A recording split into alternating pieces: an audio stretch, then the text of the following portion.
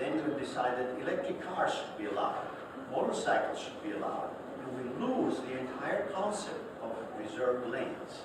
Во-первых, это физически очень сложно, потому что через эту полосу необходимо перестраиваться, то есть машина все-таки будет разрешена, это выделена автобусная полоса.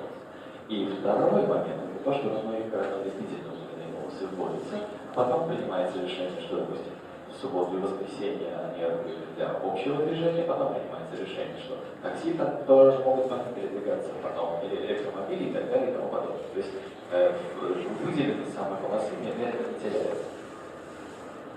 We heard that there was a proposal to put a modern tramway that's LRT by rail along Leninsky, which would be a much higher level of service, separated from other traffic.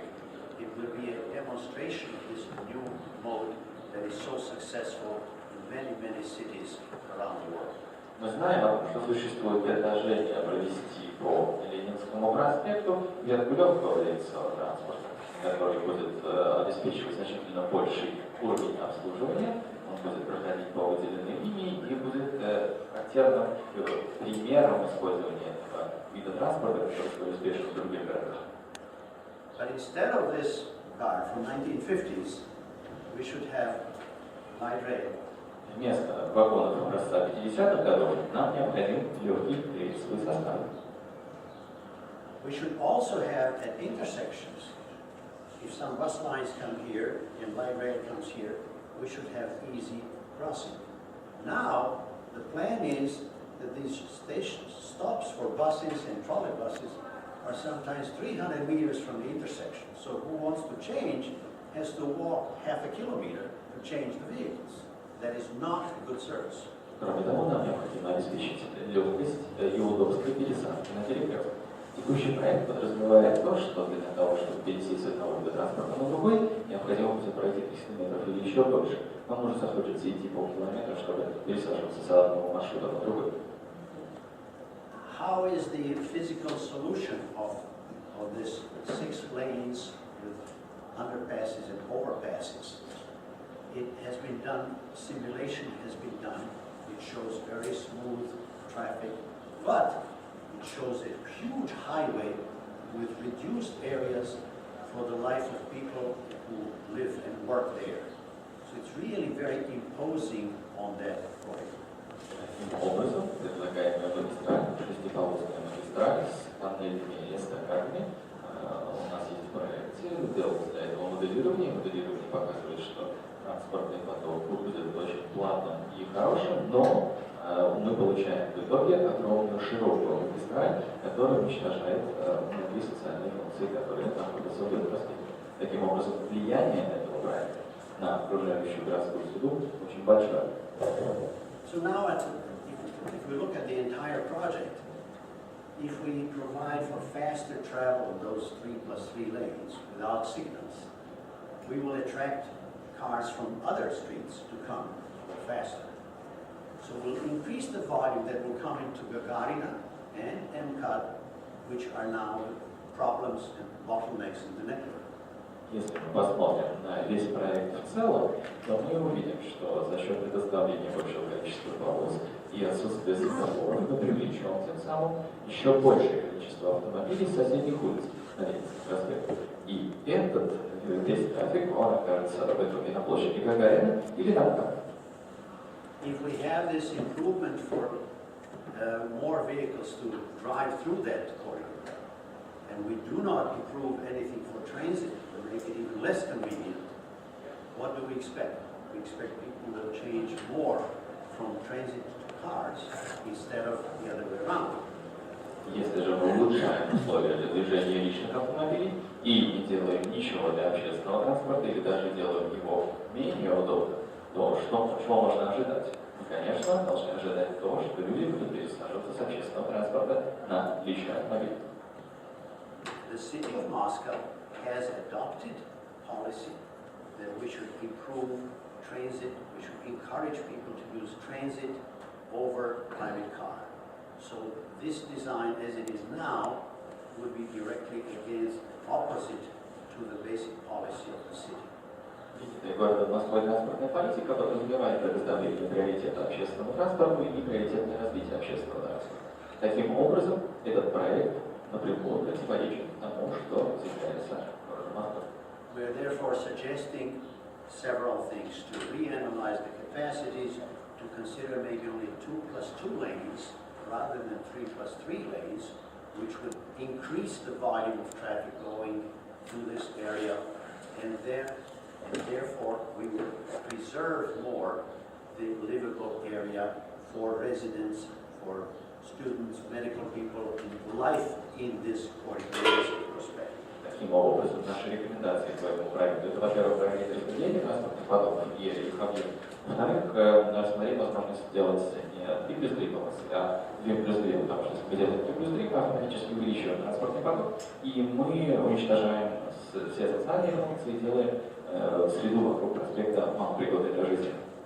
We also suggest that they seriously consider a modern light rail line, which has not been analyzed. It's only rejected by very superficial arguments. Мы также рекомендуем серьезно рассмотреть возможность строительства линии легкого рельсового транспорта вдоль Ленинского проспекта, который в настоящий момент не анализировалась серьезно и не рассматривалась передержки. Next.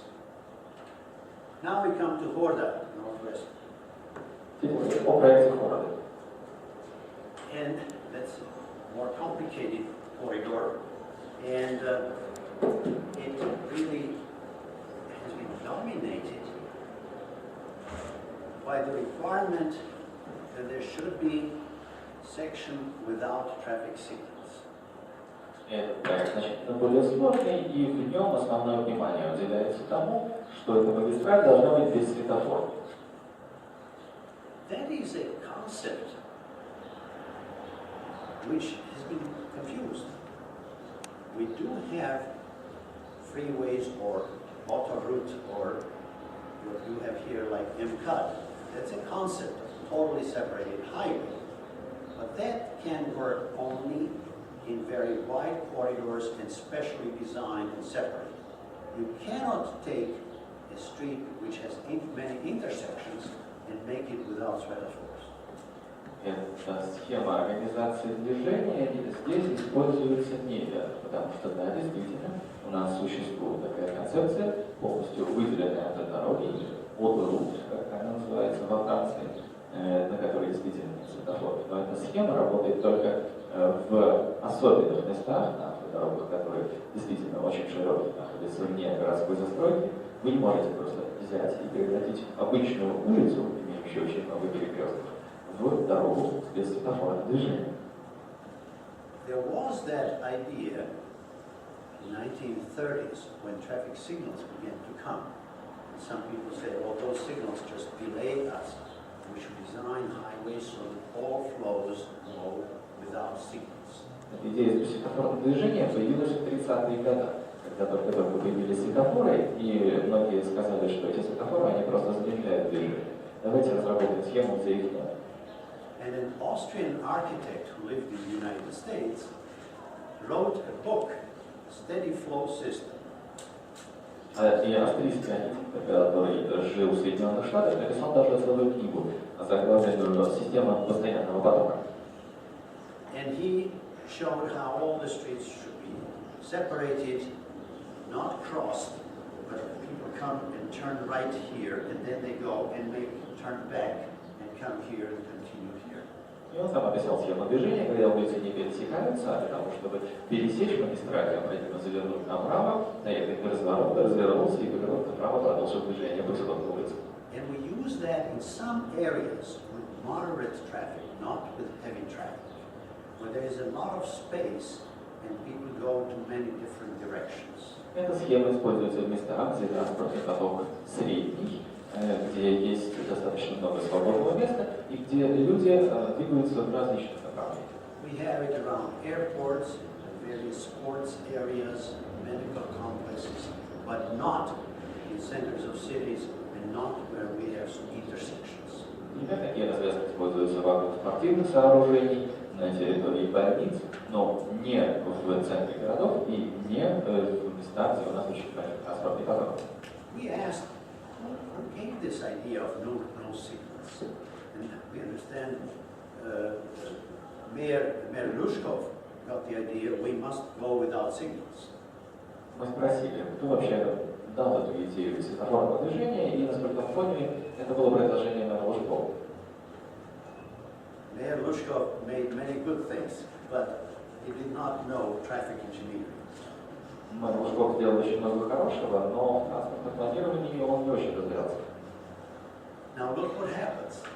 They're trying to take Давайте посмотрим, что у нас This is the происходит. present condition. yes. And this is Narodovo Народного молчания. and it has an intersection with Beryusov. И она пересекается с вашим улицей Маршала Березова. And now they say, we want this to be without signals. Сейчас предложение следующее. Давайте уберем здесь светофор. Since they cannot build big interchange, underpass, overpass, they said we will just block this. We'll have a divider right in the middle. Поскольку развязку большую многоэтажную построить здесь невозможно, они сказали, что давайте просто сделаем большой разделительную полосу народного молчания. So now, these cars are going here, and turning left here. Сейчас вот синий транспортный поток оказывается прямо, направо и разворачивает налево.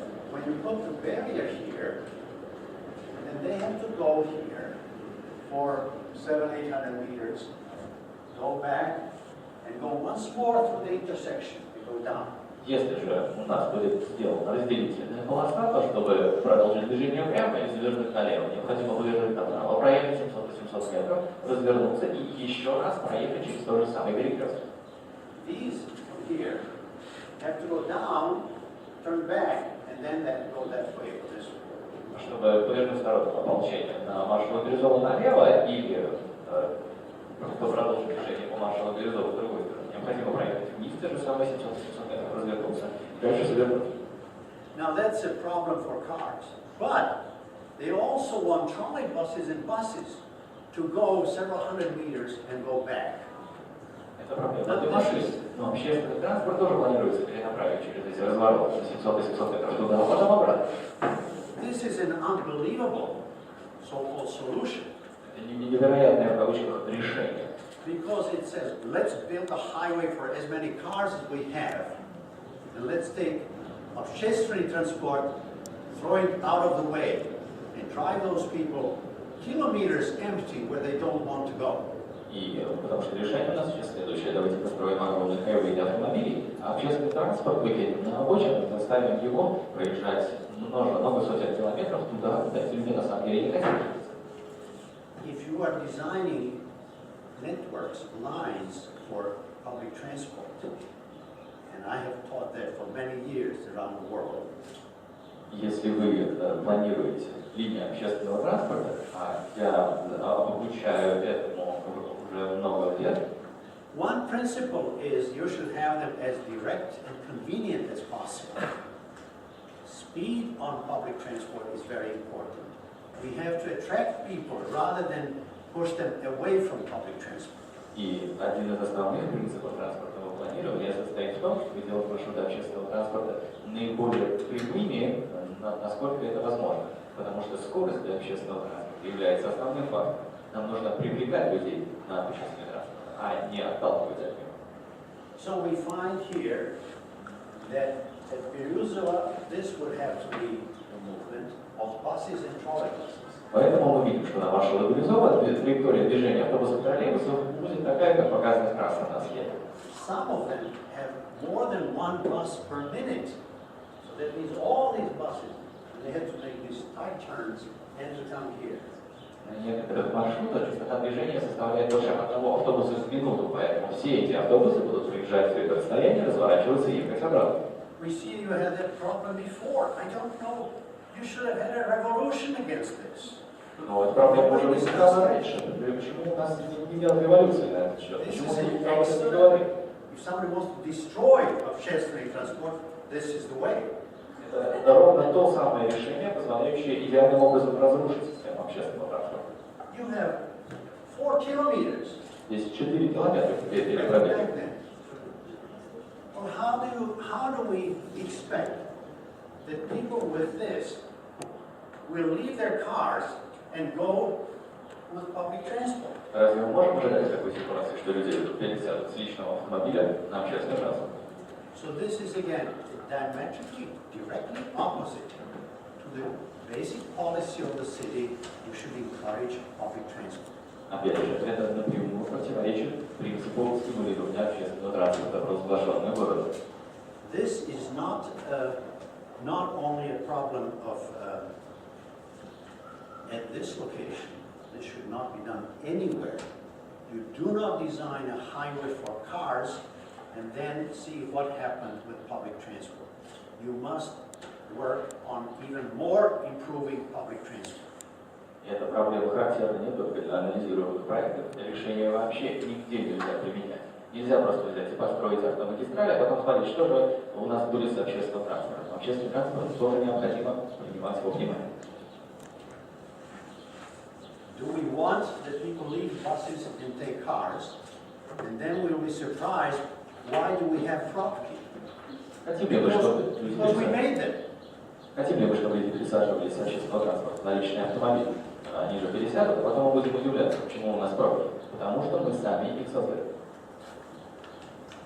So we find that Horta was really even more than Levinsky, designed with one of those groups, people driving, and mostly driving longer distance, rather than local traffic, disregarding public transport, disregarding the impacts on the surroundings. Таким образом, мы обнаружили, что проект северо-западной Хорды был сделан исключительно с акцентом на одну категорию людей, да, владельцы играет именно транзитная, а не местная. И в нем абсолютно не учитываются ни интересы общественного транспорта, ни интересы людей, живущих вдоль этого транспортного коридора. We should avoid very large interchanges very close to apartment buildings. Нам нужно избегать строительства больших развязок очень близко к жилой застройке. What happens if you build an elevated highway in the city? Sometimes you must do some of that. There's no other solution. But in many cases, we try to do that under the pressure of we have congestion, we should reduce congestion.